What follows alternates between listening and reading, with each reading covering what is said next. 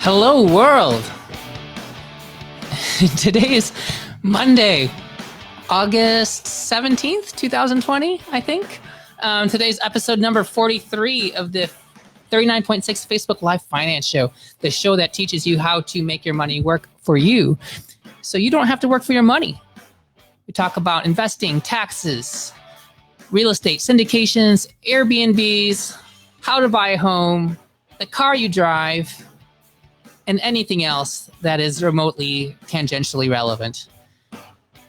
Today, I take a question from a friend who asked me, should I invest in this new apartment development? So we are continuing with Real Estate Week. Almost as fun as Shark Week, just more real and stately. Yeah, I've been waiting for a chance to use that button. Okay. Should I invest in a new apartment development? Okay, so a lot of people who are excited to get into real estate, some people will try to get their own property, and other people are looking into deals where they can invest completely passively. And there are so many deals out there that people pass around. Sometimes I'm really surprised by the stuff that people get pitched. Sometimes I'm not. There are sometimes very professional offering memorandums and sometimes just a bunch of words on an email, and it makes me wonder how they expect somebody to write a check for 5 figures. However, in this particular deal, I don't know all the details of it. It's a private investment. It's not public. It's not a 501c3 deal. But I got some cursory information that I can go over. I don't know the property or where it's located, but wanted to give it a once over. So this is, first of all, a new development. It is a from ground buildup of over 200 units. Okay. It will take projected 2 years just to basically get it built, and another 2 years afterward to stabilize this. So that's 4 years until it is stabilized. That means operating as a fully occupied property. Okay, excellent. So we have a 4-year ramp up to stabilization. Okay. They say that during the first 2 years, which is before it's actually occupied by people, that the investors are going to get 5% as distributions during this first 2 years. Now, that is like a huge red flag to me, because where does that money come from? So if you're getting paid and the property is not rented, then it's just coming back out of the bank account of which was initially filled up with investor capital. So ultimately, then you're basically just over contributing, because that money didn't come from anywhere. That was just your own money you put back, and you just got that same money back 5% per year for the first couple of years. So, you could theoretically just invest 10% less money and just not take any money for the first 2 years. However, when you close the deal down and actually make it happen, you need to have a certain amount of capital for the closing to occur. You need to have enough money in your bank account. So maybe they just need to have that money in the bank account to make it happen. I don't really know. But to me, it's a little bit disingenuous to give people distributions before you've even rented out 1 unit. It's like you're trying to trick your investors into thinking that the property is doing well, but there's nothing. That would be like a startup company, like some tech company in Silicon Valley. They raise a bunch of capital, Series A, Series B. They raise a bunch of money, and then they start giving money back to people. But the project hasn't actually made any money yet. They're just kind of developing something. So that was weird to me. I had never really heard about that, but I'm not surprised that some people do that. They just give investors back money so that maybe they think that it's going better. Okay. Now the pro forma is for 7 years, and they have a pro forma from anywhere from year 4 to year 10, showing how the rents go up and expenses change, and how the increase in your net operating income, about like 3% a year or so, or however much it is, goes up year after year after year. And that's just pretty typical from any apartment type of offering memorandum. Okay. But the hold period here is like 7 years, because the first 2 years are just getting the thing built, right? So you usually see 5-year pro formas for apartments when you're looking at syndicated assets that are already performing. But something that's a development is probably going to have a little bit longer time frame on there. Okay. Now, the cost to build this. Okay. Now, it's shocking to me how much apartments are getting. Granted, new construction is usually class A in terms of how nice they are, because anytime you're building something, you're just going to build it nice, because you're not going to build it to be like class B, because you're already spending all that money in construction parts and labor that it doesn't really necessarily cost that much more to make it nicer. And so any new construction in general is class A. So class A's are expensive, and it's very variable from place to place. And the cost of labor, cost of parts are expensive. Like in Texas, the cost of labor is crazy high because there's so much demand. But about $200,000 per unit. Now, granted, this is a mixture of units. It's 1 bedroom, 2 bedroom, and 3 bedroom, with the majority being 2 bedroom, slightly more than half, but still $200,000 for one apartment. That's a lot. Now that may be where the market is, but that's still hard for me to stomach. It's hard for me to stomach even 6 figures a unit, but that is routinely commonplace now. But that's because I grew up in Detroit, and my first rental property was a pretty nice 1-bedroom condo that I paid $60,000 for. Granted, it's worth probably around $100,000 now, but that's still about $100,000. Granted, it's not class A; it would definitely be in the class B realm, not A, but still $200,000 a door. That is expensive construction. But I don't know the area, and I don't know what comps are. I don't know how much people are building for, and I don't know how much class B, B plus properties out there are if you're buying it from somebody else, an already performing asset. I don't know. Or what other A properties are. So maybe $200 a door is a bargain. Maybe buying a class A performing asset is $250 a door, and $200 to build is way cheaper. Granted, that wouldn't really make sense. People wouldn't be able to really sell something at $250 a door, I don't think, if you could get new construction at $200. But $200 is a lot. Okay. Interestingly, and I'm really not that familiar with the development space. It's an area that I don't really go into that much yet at the moment, but this is getting funded with a HUD loan.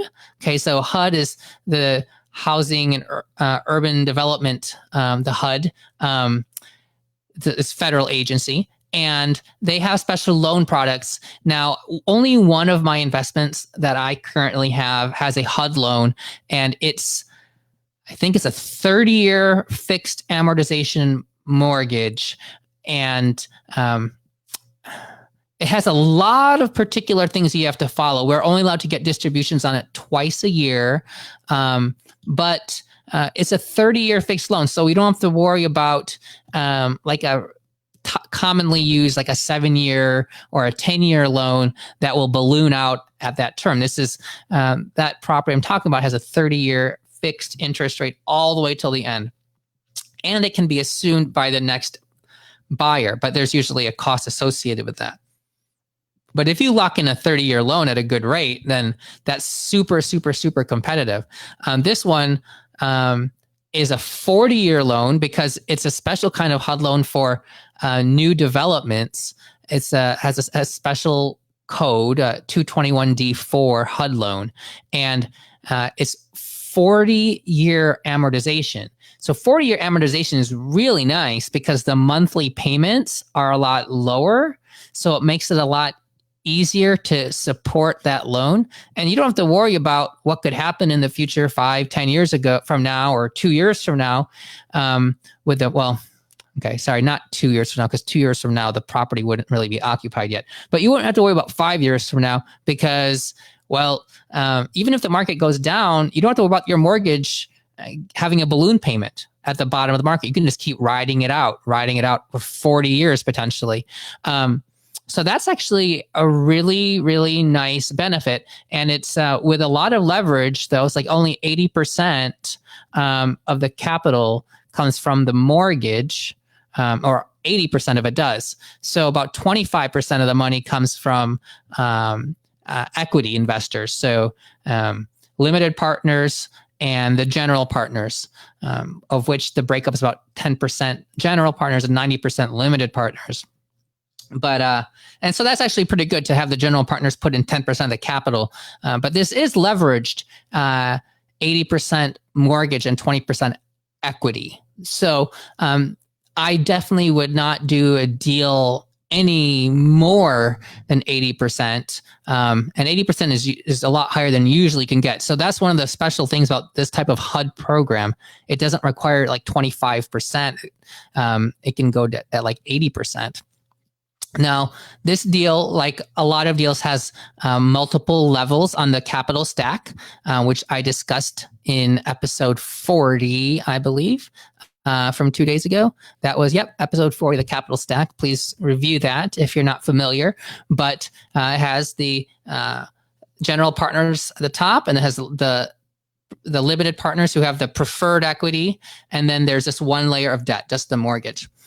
Now, the preferred rate of return is at 9%, which is a very nice preferred rate of return. That's very competitive. That's about as good as anything I've seen recently. I've seen one deal actually at like 10%, I think, on an apartment. I have seen higher on developments, though. I've definitely seen higher ones on developments. But 9% is a pretty good number overall. I don't know what the typical is these days in development apartment projects, but 9% is in general a good number, with a split of 90-10 after that. However, there's a waterfall after that. So some deals, they have what's called like a hurdle where you have to get past a certain internal rate of return, and then the split of profits changes. This is like a true waterfall where it has multiple different tiers. They have like a tier at 14% and another at 18%. So you have like different levels. Once you get to a different level, it changes. So it's like 90-10, 81-19, 72-28. And then at the very top, 67.5 versus 32.5. So it becomes more and more and more favorable to the general partner on top, the higher it goes. And that is nice because it incentivizes the general partner to exceed all expectations and get past all of those hurdles, okay, to get above 18%. And so I'm a big fan of the waterfall structure because I think it really aligns the goals of the general partners and the limited partners. And in the case of a deal that's not performing well, then the general partners aren't really getting paid. So pay for performance rather than pay for like a billing code, right? So I think that structure is attractive and favorable to the investors. Very, very, very reasonable structure.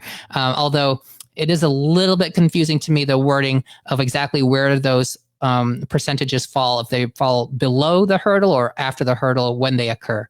But a pref of 9% is solid with multiple tiers after that.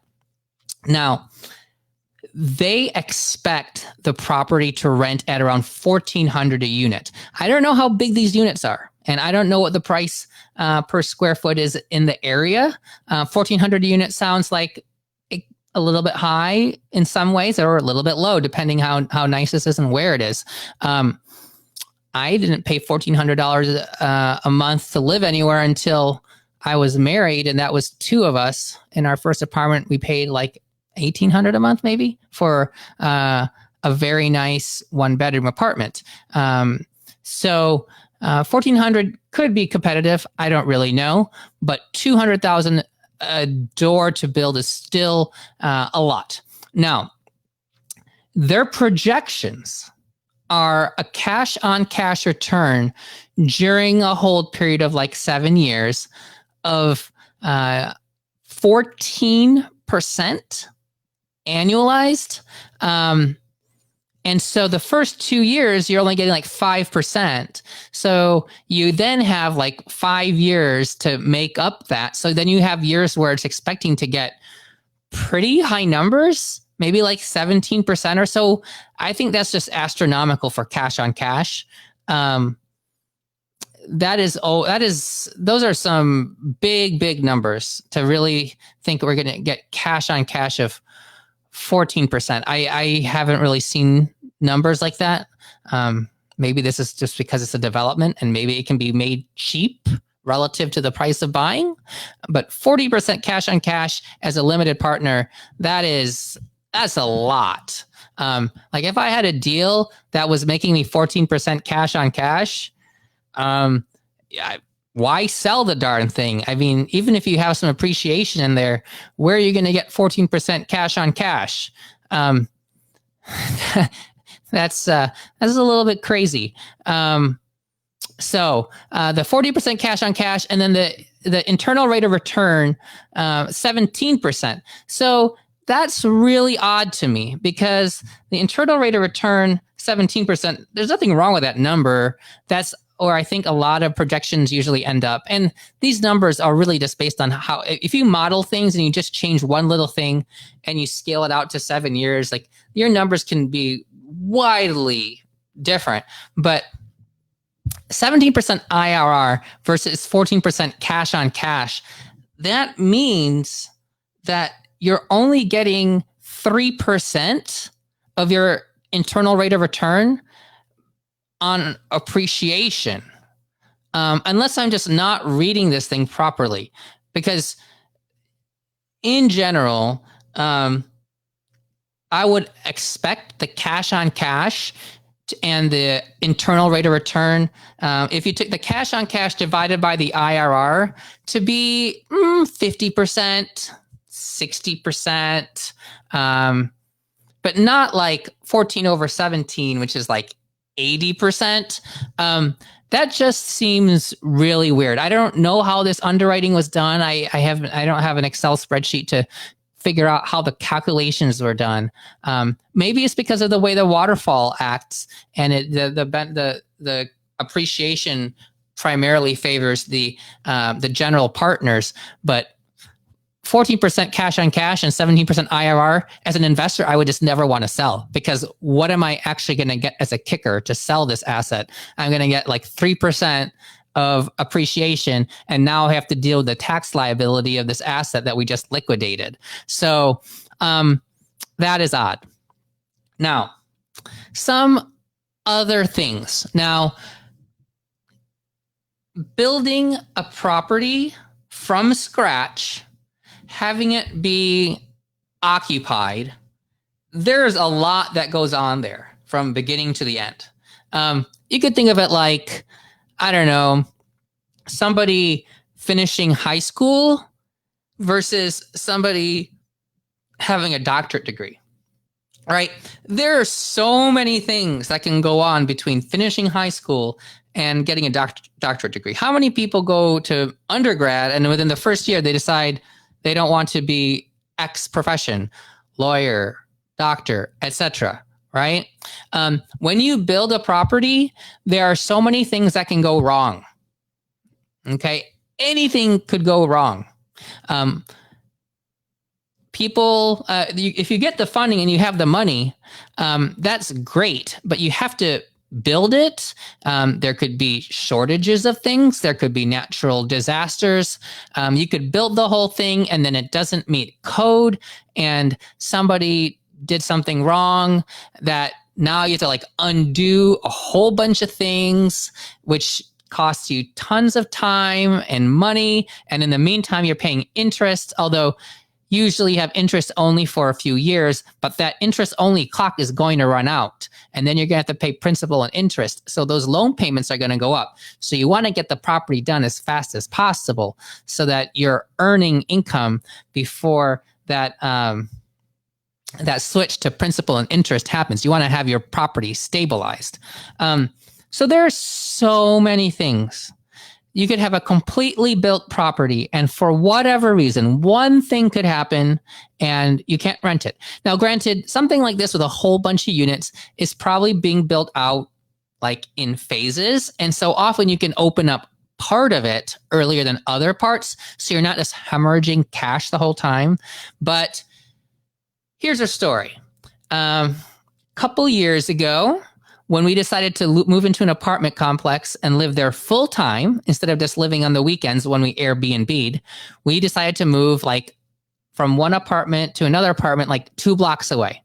This was a new build and we were one of the first 10 people to move in. A handful of years prior, when we first moved to Texas, it was the same thing. We had moved into an apartment complex that just opened. There's some really nice perks of being like the first person in a building. One is all the amenities you get to yourself, which is awesome. One of the downsides is the amenities often aren't even open yet because the amenities are one of the last things they open up because they're just trying to get rooms open. But another downside is that it can almost be too empty where you can almost feel unsafe because you're the only person on an entire floor. But what I'm getting at is we moved into a Class A plus property. Really nice. The 1 bedrooms were, I think, well over $2,000 a month. And 2 bedrooms were probably 3,000 plus. Now, granted, there are people out there like you're in Manhattan, you're in like the Bay Area, and you're like, psh, that's nothing.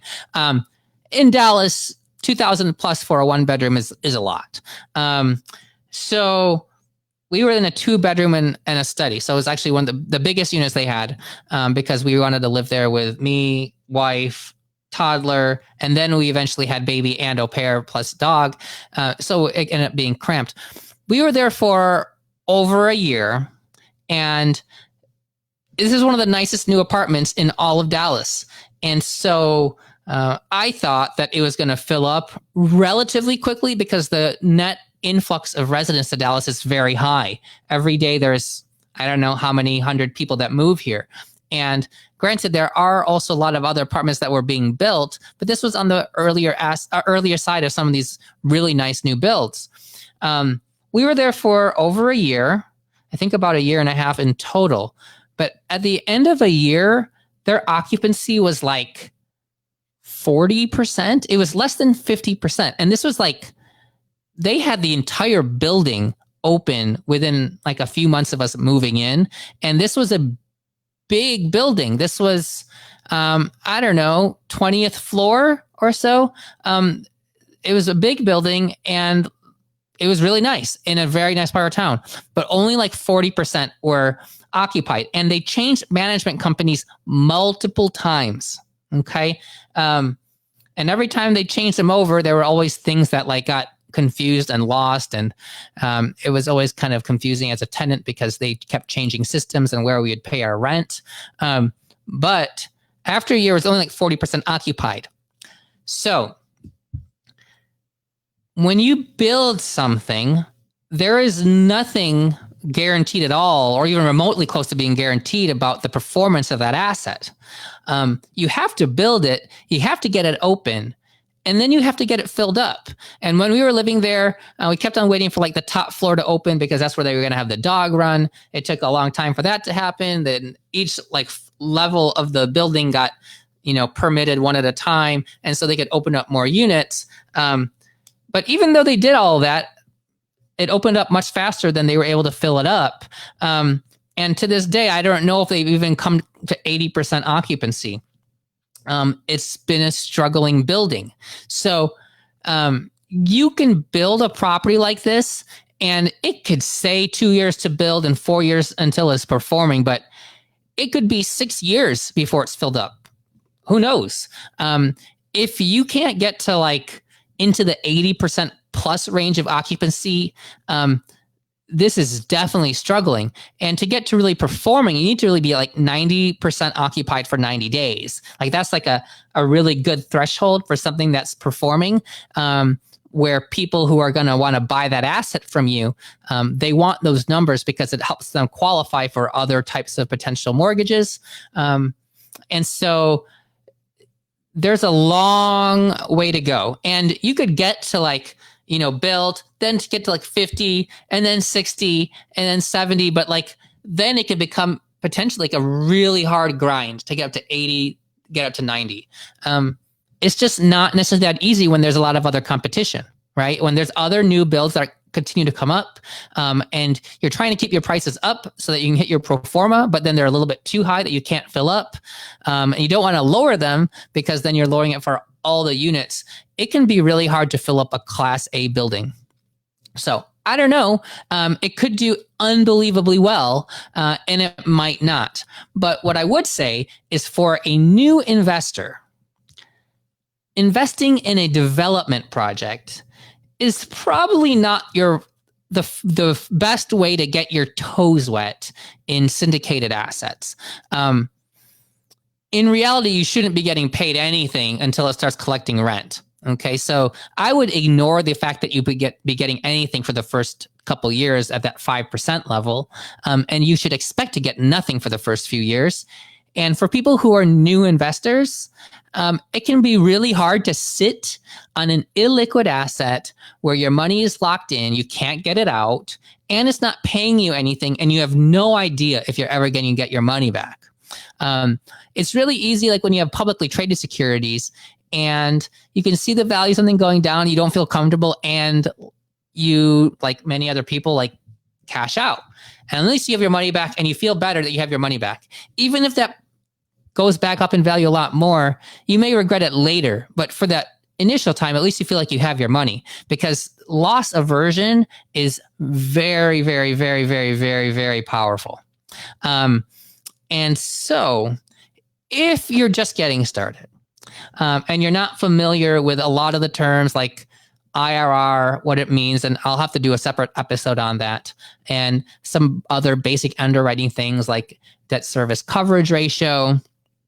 And when you look at pro formas, and it's more misunderstanding, more confusion than it is understanding, you probably don't want to start investing in those kinds of assets. For people just getting started, I much prefer people invest in assets that are performing, okay, that already are occupied at, like, let's say at least 85%, if not 90%. Now, you're not likely going to see as astronomical in terms of cash on cash returns and IRRs in projections. And even if you do, that's just based on how they underwrote it. It doesn't mean somebody can have a projection of a 20% IRR on one deal, and somebody else could have a 14% IRR projection on another deal. And the 14% one could be a much better deal because, well, they just use much more conservative underwriting. If you've ever shot for realtors to sell a house that you own, and you interview them and you ask them what price they would list at, they will often think that they have to like bid up and like say a higher price because they think that you're more likely to pick them because they used a higher number. But what you list at is not going to really impact what it sells for, right? It's the same house. So that person who's giving you a bloated number is just bloating it to make it sound more attractive. It's going to sell at the same price, right? So these numbers really, you can't really, believe what projections are. You don't really see what the underwriting is in a lot of deals. I would invest only in performing assets that are already generating cash flow, are well occupied, that already are making cash flow on day one. okay, that don't require you to improve the value and do value add just to be able to generate cash flow. And then potential and preferably something that gives you a preferred equity position where you have a lot more protection of your investment capital and on the cash flow with respect to getting at least that amount of money first before the other general partners are getting paid distributions. That puts you in a much safer position, knowing that your principal is protected and that you're actually going to start earning a return. Okay, and that return is actually from the investment, from the asset, and not just because the bank account of the entity is giving back your own money back to you. I think that's a little bit silly. So that is it. I didn't think I was going to talk for that long on this, but I can just keep going. Let's see what other people have said here. Okay, it says, oh, I'm Victor also from Florida. I am an accountant and I learned a lot from you. Thank you, Victor from Florida coming. We own a number of assets in Florida. It is a fantastic place to own real estate. However, it's also a state where it's really hard to get COVID under control. So, and having a moratorium on evictions makes it really hard to actively manage your asset to perform. Peter Kim, thanks for coming here. Now, Peter Kim is the only person who actually gets to have his face on here. He probably figured out how to release BeLive and allow it to take his picture. Thank you, Peter Kim, Passive Income MD, for joining us. And Facebook user, corrected, Lean to Learned. Yes, Lean to Learned and Ola Friends. Ola Friends is probably from our sponsor of today's episode. Who is our sponsor? Our sponsor is the marriage. No, that's wrong. The medicine, money. No, the medicine. A new podcast that is coming out in September that I have to get this straight. Medicine, marriage, and money. I think that is the name of the podcast. It is coming out in September. More about this coming soon. Until next time, everybody. That is it for episode number 43. 43 is a prime number. Prime numbers are my favorite. Our next prime number will be 47. So that will be on Friday. We should have a special episode for that. Okay. Ha ha ha. And nice to see you. And Facebook user 2 laughing with tears. That's it for today. Pieces.